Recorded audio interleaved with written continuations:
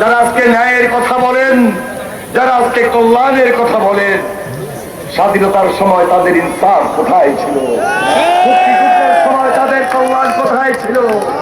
তাদের সততা, তাদের কোরআন সুন্নাহর আলোকে তারা বাংলাদেশের ইতিহাস তৈরি করতে পারে নাই, বরং মুক্তিযোদ্ধাদের উপর হামলা করেছে, মুক্তিযোদ্ধাদের বাড়ির উপর হামলা করেছে, হিন্দু সম্প্রদায়ের সনাতনী ধর্মের বাড়িতে আগুন দিয়ে জ্বালিয়ে দিয়েছে।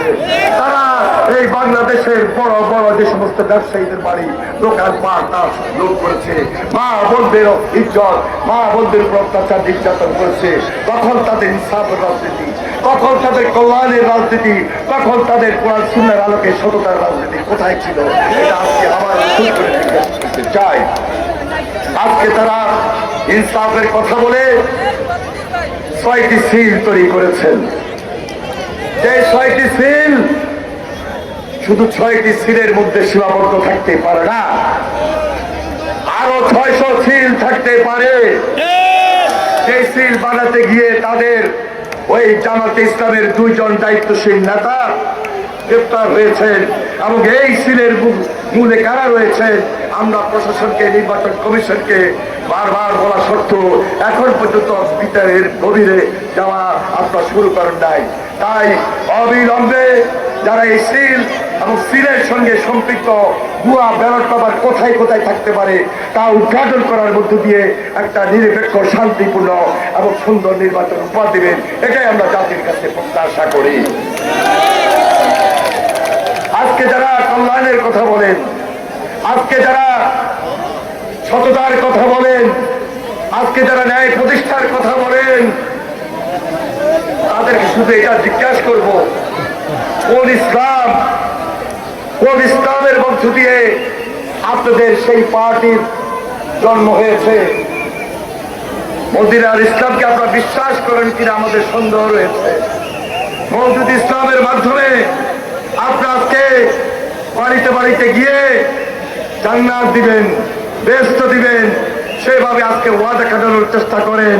আজকে ওয়াদা কাটিয়ে আপনারা এই কোরআন সুন্নাহর মাধ্যমে মনে করেন যে না, সেই ওয়াদার মধ্য দিয়ে আপনারা এখানে এই যে বেহেশতের টিকিট, জান্নাতের টিকিট দিতে পারবেন।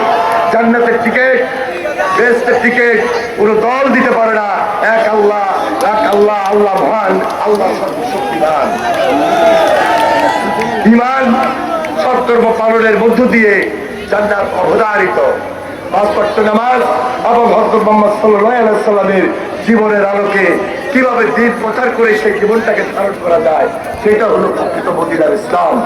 যারা আজকে ওই মওদুদ ইসলাম, যারা আজকে ইসলামের নামে অপব্যাখ্যা, ইসলামের নামে অপপ্রচার করে, ভুল বুঝিয়ে অপব্যাখ্যা দিয়ে অপপ্রচার করে ওয়াদা কাটিয়ে নিজেদের ফায়দা নিতে চান, এটা সম্পূর্ণরূপে নাজায়েজ। তাই আমি প্রিয় এলাকাবাসীকে বলবো, পুরো বিভ্রান্তিতে না পড়ে দায়িত্ব নিয়ে 12 তারিখ সারাদিন ধানের শেষে ভোট দিন। আমাদের নেতা জনাব তারেক রহমান বলেছেন, আমাদের নেতা জনাব তারেক রহমান বলেছেন তাহাজ্জুদের নামাজ শেষ করে সকালে কেন্দ্রে গিয়ে সবাই যেন আমরা ফজরের নামাজ আদায় করি।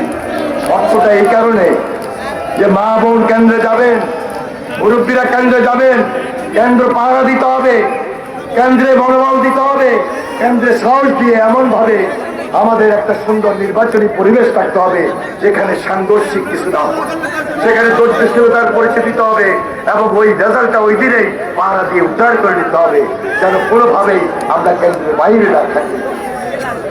এই ত্যাগ, এই কষ্ট সহ্য করে দীর্ঘ অপেক্ষা, দীর্ঘ প্রতীক্ষার পর আমরা 12 তারিখ পেয়েছি এবং 12 তারিখ সারাদিন আমরা তারেক শেষে ভোট দিয়ে আগামী দিনে তারেক রহমানকে শক্তিশালী করব। আমি এরি চৌধুরীকে ভোট দেওয়া, তারেক শেষকে ভোট দেওয়া, তারেক রহমান দেশের প্রধানমন্ত্রী হয়ে আমাদের লক্ষ্মীপুর উন্নয়ন করা,